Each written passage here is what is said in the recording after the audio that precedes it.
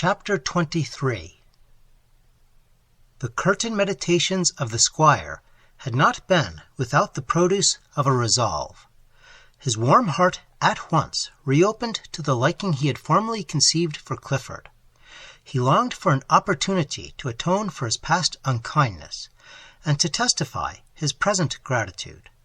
Moreover, he felt at once indignant at, and ashamed of, his late conduct in joining the popular and, as he now fully believed, the causeless prepossession against his young friend, and before a more present and a stronger sentiment, his habitual deference for his brother's counsels faded easily away. Coupled with these favorable feelings towards Clifford were his sagacious suspicions, or rather certainty, of Lucy's attachment to her handsome deliverer, and he had at least sufficient penetration to perceive that she was not likely to love him the less for the night's adventure. To all this was added the tender recollection of his wife's parting words, and the tears and telltale agitation of Lucy in the carriage were sufficient to his simple mind, which knew not how lightly maidens' tears are shed and dried, to confirm the prediction of the dear deceased. Nor were the squire's more generous and kindly feelings utterly unmixed with selfish considerations. Proud, but not in the least ambitious, he was always more ready to confer an honor than receive one, and at heart he was secretly glad at the notion of exchanging, as a son-in-law, the polished and unfamiliar Maleverer for the agreeable and social Clifford. Such an admired disorder were the thoughts which rolled through the teeming brain of Joseph Brandon, and before he had turned on his left side, which he always did preparatory to surrendering himself to slumber, the squire had fully come to a determination most fatal to the schemes of the lawyer and the hopes of the earl. The next morning, as Lucy was knitting the loose train of her amber-dropping hair before the little mirror of her chamber, which even through its dimmed and darkened glass gave back a face which might have shamed a Grecian vision of Aurora, a gentle tap at her door announced her father. There was in his rosy and comely countenance that expression generally characteristic of a man pleased with himself, and persuaded that he is about to give pleasure. "My dear child," said the squire, fondly stroking down the luxuriance of his Lucy's hair, and kissing her damask cheek, "I am come to have some little conversation with you. Sit down now, and, for my part, I love to talk at my ease, and, by the by, shut the window, my love, it is an easterly wind. I wish that we may come to a clear and distinct understanding. Give me your hand, my child. I think on these matters one can scarcely speak too precisely and to the purpose, although I am well aware, for my own part, I have always wished to act to everyone, to you especially, my dearest child, with the greatest consideration, that we must go to work with as much delicacy as conciseness. You know this Captain Clifford. 'Tis a brave youth, is it not? Well, nay, never blush so deeply. There is nothing, for in these matters one can't have all one's wishes, one can't have everything, to be ashamed of. Tell me now, child, dost thou think he is in love with thee?" If Lucy did not immediately answer by words, her pretty lips moved as if she could readily reply. And finally they settled into so sweet and so assured a smile that the squire, fond as he was of precise information, was in want of no fuller answer to his question. "Aye, young lady," said he, looking at her with all a father's affection. "I see how it is. And, come now, what do you turn away for? Dost think if, as I believe, though there are envious persons in the world, as there always are when a man's handsome, or clever, or brave, though, by the way, which is a very droll thing, in my eyes, they don't envy, at least not ill-naturedly, a man for being a lord, or rich, but quite on the contrary, rank and money seem to make them think one has all the cardinal virtues. Humph! If I say, this Mr. Clifford should turn out to be a gentleman of family, for you know that is essential, since the Brandons have, as my brother has probably told you, been a great race many centuries ago. Dost think, my child, that thou couldst give up, the cat is out of the bag, this old lord, and marry a simple gentleman?" The hand which the squire had held was now with an arch tenderness applied to his mouth, and when he again seized it, Lucy hid her glowing face in his bosom, and it was only by a whisper, as if the very air was garrulous, that he could draw forth, for he now insisted on a verbal reply, her happy answer. We are not afraid that our reader will blame us for not detailing the rest of the interview between the father and daughter. It did not last above an hour longer, for the squire declared that, for his own part, he hated more words than were necessary. Mr. Brandon was the first to descend to the breakfast, muttering as he descended the stairs, "Well now, hang me if I am not glad that's off, for I do not like to think much of so silly a matter, my mind. And as for my brother, I shan't tell him till it's all over and settled. And if he is angry, he and the old lord may, though I don't mean to be unbrotherly, go to the devil together."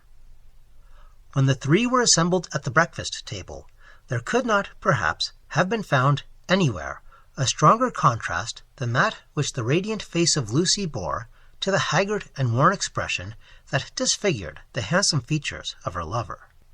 So marked was the change that one night seemed to have wrought upon Clifford, that even the squire was startled and alarmed at it.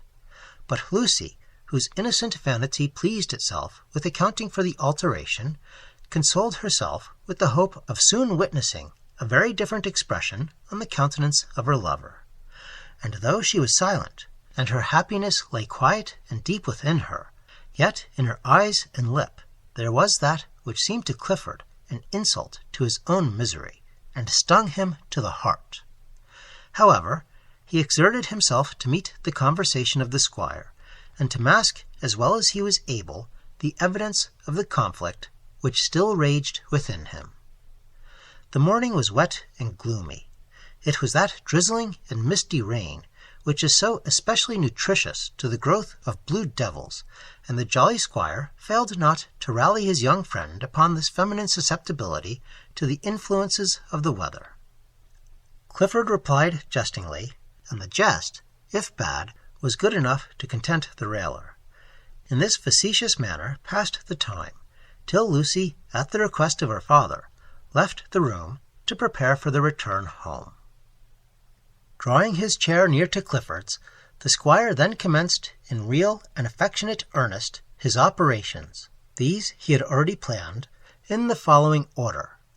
They were, first, to inquire into and to learn Clifford's rank, family, and prospects. Secondly, having ascertained the proprieties of the outer man, they were to examine the state of the inner one. And thirdly, should our skilful inquirer find his guesses at Clifford's affection for Lucy confirmed, they were to expel the modest fear of a repulse, which the squire allowed was natural enough, and to lead the object of the inquiry to a knowledge of the happiness that, Lucy consenting, might be in store for him.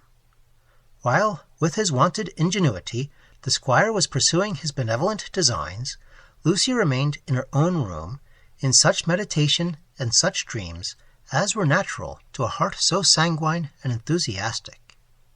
She had been for more than half an hour alone, when the chambermaid of the hostelry knocked at her door, and delivered a message from the squire begging her to come down to him in the parlour. With a heart that beat so violently it almost seemed to wear away its very life, Lucy slowly and with tremulous steps descended to the parlour. On opening the door, she saw Clifford standing in the recess of the window. His face was partly turned from her, and his eyes downcast. The good old squire sat in an elbow-chair, and a sort of puzzled and half-satisfied complacency gave expression to his features. "Come hither, child," said he, clearing his throat. "Captain Clifford has done you the honour to, and I dare say you will be very much surprised, not that, for my own part, I think there is much to wonder at in it, but such may be my partial opinion, and it is certainly very natural in me, to make you a declaration of love. He declares, moreover, that he is the most miserable of men, and that he would die sooner than have the presumption to hope. Therefore, you see, my love, I have sent for you to give him permission to destroy himself in any way he pleases. And I leave him to show cause why. It is a fate that sooner or later happens to all his fellow men. Sentence of death should not be passed against him. Having delivered this speech with more propriety of word than usually fell to his share, the squire rose hastily and hobbled out of the room. Lucy sank into the chair her father had quitted, and Clifford, approaching towards her, said in a hoarse and low voice, "Your father, Miss Brandon, says rightly that I would die rather than lift my eyes and hope to you. I thought yesterday that I had seen you for the last time. Chance, not my own folly or presumption, has brought me again before you, and even the few hours I have passed under the same roof with you have made me feel as if my love, my madness, had never reached its height till now. Oh, Lucy," continued Clifford, in a more impassioned tone, and, as if by a sudden and irresistible impulse, throwing himself at her feet, "if I could hope to merit you, if I could hope to raise myself, if I could, but no, no, no, I am cut off from all hope, and forever." There was so deep, so bitter, so heartfelt an anguish and remorse in the voice with which these last words were spoken, that Lucy hurried off her guard, and forgetting everything in wondering sympathy and compassion, answered, extending her hands toward Clifford, who, still kneeling, seized and covered it with kisses of fire. "Do not speak thus, Mr. Clifford. Do not accuse yourself of what I am sure, quite sure, you cannot deserve. Perhaps, forgive me, your birth, your fortune, are beneath your merits, and you have penetrated into my father's weakness on the former point. Or perhaps you yourself have not avoided all the errors into which men are hurried. Perhaps you have been imprudent or thoughtless. Perhaps you have, fashion is contagious, played beyond your means or incurred debts. These are faults, it is true, and to be regretted, yet surely not irreparable." For that instant can it be wondered that all Clifford's resolution and self-denial deserted him, and lifting his eyes, radiant with joy and gratitude, to the face which bent in benevolent innocence toward him, he exclaimed, "No, Miss Brandon! No, Lucy! Dear angel, Lucy! My faults are less venial than these, but perhaps they are no less the consequence of circumstances and contagion. Perhaps it may not be too late to repair them. Would you indeed deign to be my guardian, I might not despair of being saved." "If," said Lucy, blushing deeply and looking down, while she spoke quick and eagerly, as if to avoid humbling him by her offer, "if, Mr. Clifford, the want of wealth has in any way occasioned you uneasiness or error, do believe me, I mean us, so much your friends as not for an instant to scruple in relieving us of some little portion of our last night's debt to you." "Dear noble girl," said Clifford, while there writhed upon his lips one of those smiles of powerful sarcasm that sometimes distorted his features, and thrillingly impressed upon Lucy a resemblance to one different in reputation and character to her lover. "Do not attribute my misfortune to so petty a source. It is not money that I shall want while I live, though I shall to my last breath remember this delicacy in you, and compare it with certain base remembrances in my own mind. Yes, all past thoughts and recollections will make me hereafter worship you even more than I do now, while in your heart they will, unless heaven grant me one prayer, make you scorn and detest me." "For mercy's sake, do not speak thus," said Lucy, gazing in indistinct alarm upon the dark and working features of her lover. "Scorn, detest you? Impossible! How could I, after the remembrance of last night?" "Aye, of last night," said Clifford, speaking through his ground teeth. "There is much in that remembrance to live long in both of us. But you, fair angel," and all harshness and irony vanishing at once from his voice and countenance, yielded to a tender and deep sadness, mingled with a respect that bordered on reverence. You never could have dreamed of more than pity for one like me. You never could have stooped from your high and dazzling purity to know for me one such thought as that which burns at my heart for you. You. Yes, withdraw your hand. I am not worthy to touch it. And clasping his own hands before his face, he became abruptly silent. But his emotions were but ill concealed, and Lucy saw the muscular frame before her, heaved and convulsed by passions which were more intense and rending because it was only for a few moments that they conquered his self-will and struggled into vent. If afterwards, but long afterwards, Lucy, recalling the mystery of his words, confessed to herself that they betrayed guilt, she was then too much affected to think of anything but her love and his emotion. She bent down, and with a girlish and fond self-abandonment which none could have resisted, placed both her hands on his. Clifford started, looked up, and in the next moment he had clasped her to his heart. And while the only tears he had shed since his career of crime fell fast and hot upon her countenance, he kissed her forehead, her cheek, her lips, in a passionate and wild transport. His voice died within him. He could not trust himself to speak. Only one thought, even in that seeming forgetfulness of her and of himself, stirred and spoke at his breast. Flight. The more he felt he loved, the more tender and the more confiding the object of his love, the more urgent became the necessity to leave her. All other duties had been neglected, but he loved with a real love, and love, which taught him one duty, bore him triumphantly through its bitter ordeal. "You will hear from me tonight," he muttered. "Believe that I am mad, accursed, criminal, but not utterly a monster. I ask no more merciful opinion." He drew himself from his perilous position and abruptly departed.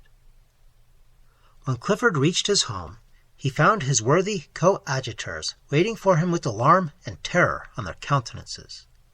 An old feat in which they had signalized themselves had long attracted the rigid attention of the police, and certain officers had now been seen at Bath, and certain inquiries had been set on foot, which portended no good to the safety of the sagacious Tomlinson and the valorous Pepper.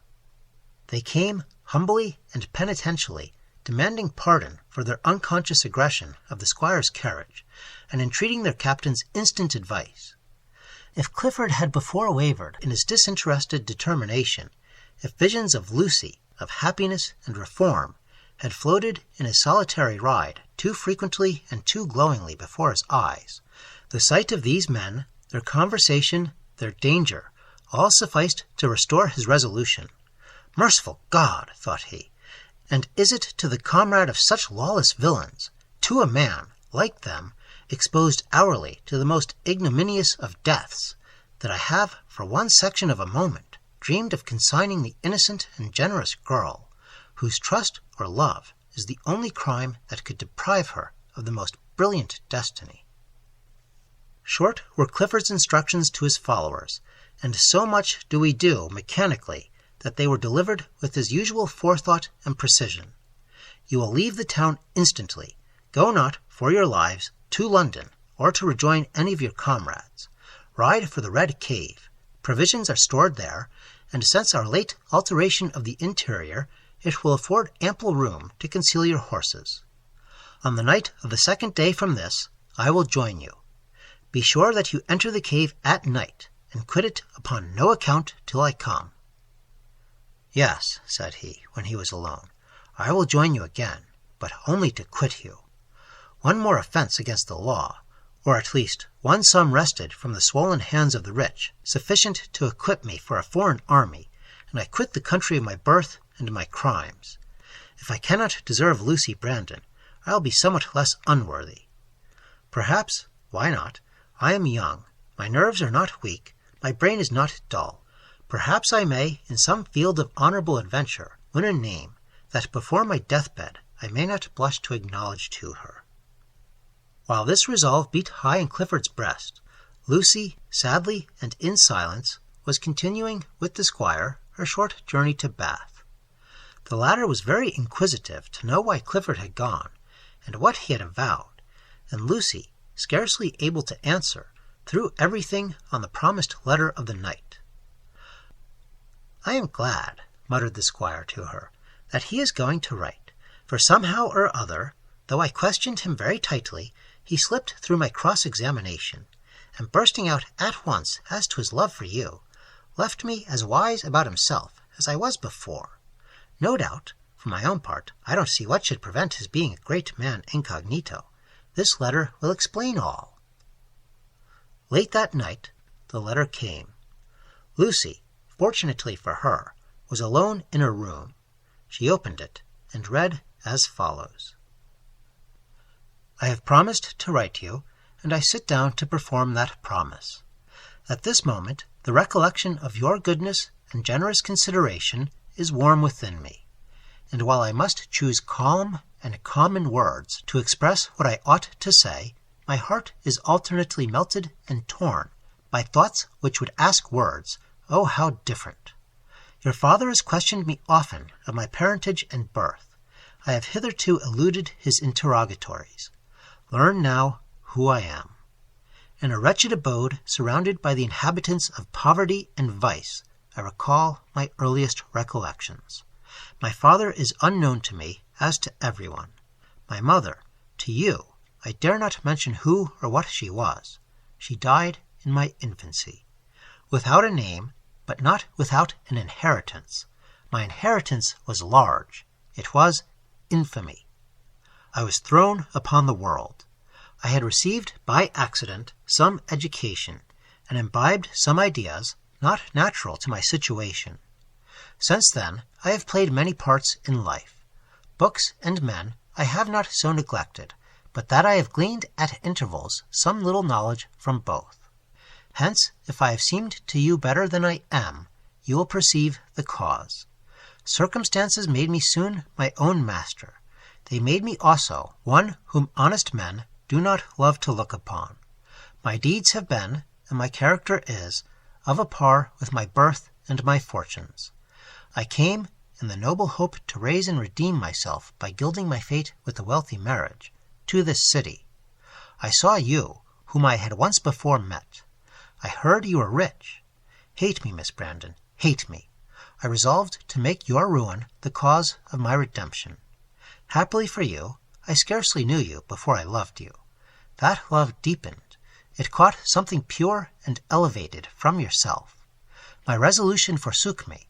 Even now I could throw myself on my knees and thank God that you, dearest and noblest of human beings, are not my wife. Now is my conduct clear to you. If not, imagine that all is villainous, save in one point where you are concerned, and not a shadow of mystery will remain. Your kind father, overrating the paltry service I rendered you, would have consented to submit my fate to your decision. I blush indignantly for him, for you, that any living man should have dreamed of such profanation for Miss Brandon. Yet I myself was carried away and intoxicated by so sudden and so soft a hope.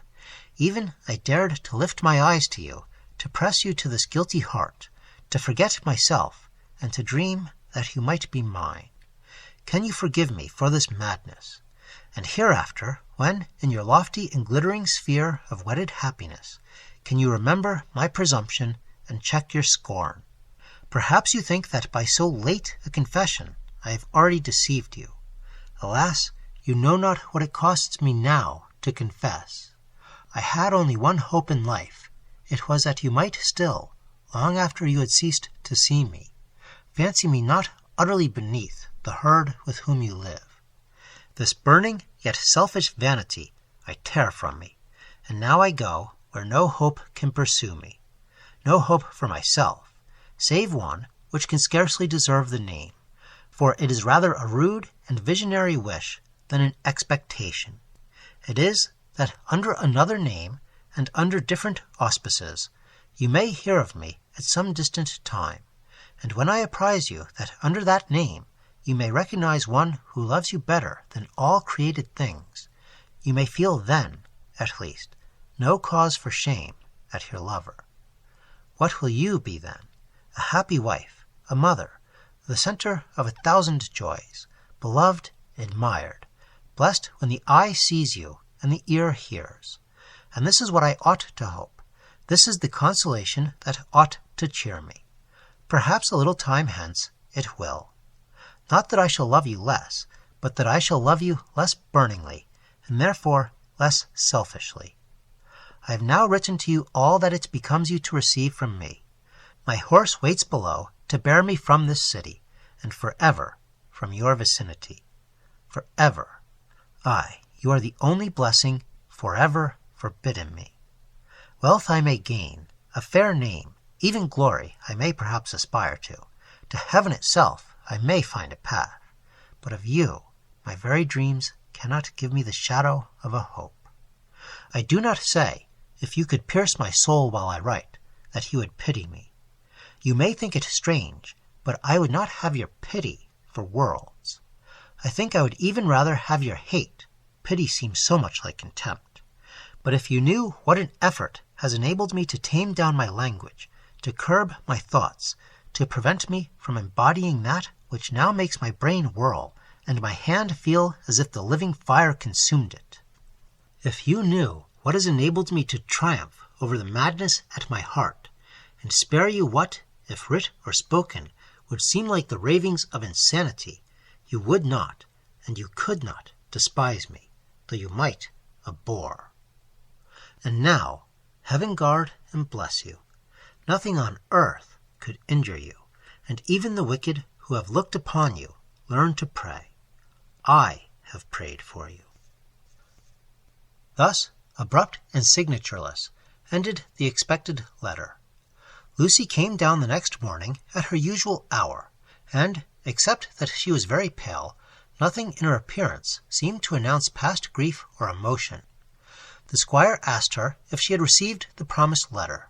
She answered in a clear, though faint voice, that she had. That Mr. Clifford had confessed himself of too low an origin to hope for marriage with Mr. Brandon's family. That she trusted the squire would keep his secret, and that the subject might never again be alluded to by either. If, in this speech, there was something alien to Lucy's ingenuous character, and painful to her mind, she felt it, as it were, a duty to her former lover not to betray the whole of that confession so bitterly wrung from him. Perhaps, too, there was in that letter a charm which seemed to her too sacred to be revealed to anyone. And mysteries were not excluded even from a love so ill-placed and seemingly so transitory as hers. Lucy's answer touched the squire in his weak point. A man of decidedly low origin, he confessed, was utterly out of the question. Nevertheless, the young man showed a great deal of candor in his disclosure. He readily promised never to broach a subject necessarily so unpleasant, and though he sighed as he finished his speech, yet the extreme quiet of Lucy's manner reassured him. And when he perceived that she resumed, though languidly, her wonted avocations, he felt but little doubt of her soon overcoming the remembrance of what, he hoped, was but a girlish and fleeting fancy. He yielded with avidity to her proposal to return to Warlock, and, in the same week as that in which Lucy had received her lover's mysterious letter, the father and daughter commenced their journey home.